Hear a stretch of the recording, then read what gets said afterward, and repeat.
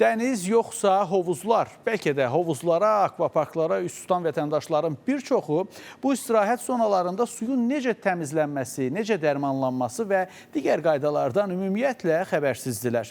Elə bir çox hallarda bu kimi sahibkarlıq obyektlərində vətəndaşların məlumatsızlığından istifadə edən sahibkarlar hovuz suyunu ya düzgün dezinfeksiya etmir, ya da bu işi körtəbii görürlər. Gəlin, əməkdaşımız Rəşad Vəkiloğlu'nun bununla bağlı sujetini bərabər izləyək.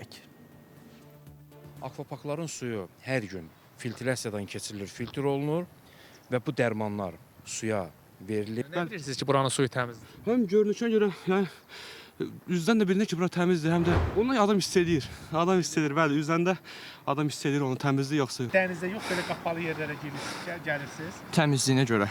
Bir iki çimərlik xaric, ölkə ərazisində fəaliyyət göstərən çimərliklərdə dəniz suyunun təmizliyindən söhbət belə gedə bilməz. Bunu hər il çimərlik mövsümündə Səhiyyə Nazirliyi də açıqlayır. Elə buna görə də vətəndaşların əksəriyyəti təmizliyə görə çimərliklərə deyil, hovuzlara tuturlar. Dəniz nə qədər olmaz təhlükəlidir. Park günəşidir, yaxşıdır. Həm də sürüşkənlərə görə. Vandakı istirahət mərkəzinə getdim. Bura onlara nisbətən daha yaxşıdır.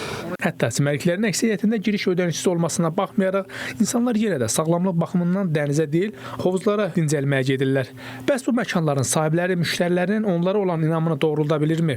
Bu su dəniz suyudur, yoxsa içməli su? İçməli sudur. Qaydalara əsasən hovuzlara verilən su içməli su olmalıdır və hər gün hovuzlara giriş başlamamışdan öncə xüsusi xlorlarla su təmizlənir və bundan sonra girişə icazə verilir.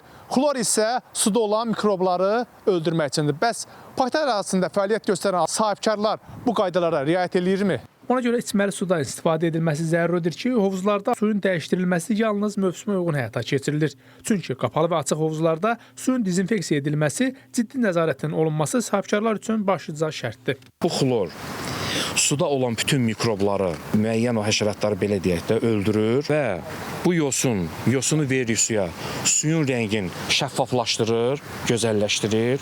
Çökdürücü isə suyun tərkibində olan nə qədər qumlar var, o çökdürücü suyun bütün qumlar düşür aşağı və biz səhər tezdən müştərilər gəlməmişdən biz onu pilisos vasitəsilə təmizləyirik, tam hazır vəziyyətə gəlir.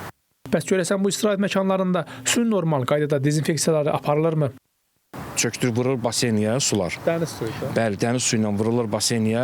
Orada da dəniz suyumuz var, amma buna baxmayaraq ona da çökdürücü yosun vurulur ki, fəsad verməsin. Dəniz suyu verilmir, dəniz suyu. Bu içməli sudur, şirin sudur.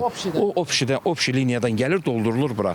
Gün ərzində yüzlərlə insanın istirahət etdiyi hovuzlarda suyun düzgün təmizlənməməsi hansı fəsadları yarada bilər? Hovuzun növündən asılı olmayaraq, yəni açıq və qapalı hovuzlarda gigiyenik qaydalara riayət etmək infeksiyaların qarşısını almaq üçün vacibdir. Və burada yayılmış, yəni düzgün gigiyena qaydalarına riayət etmədikdə bağırsaq infeksiyalarına, dəri infeksiyalarına, göz infeksiyalarına, tənəffüs yolu infeksiyalarına və allergik xəstəlikləri misal göstərə bilər. Hovuzlarda suyun təmizliyinə nəzarət edilib edilməməsi ilə bağlı bayram günləri olduğu üçün Səhiyyə Nazirliyindən mövqe öyrənə bilmədik. Rəşad Vəkiloğlu, İlkin Həsənov, Space xəbər.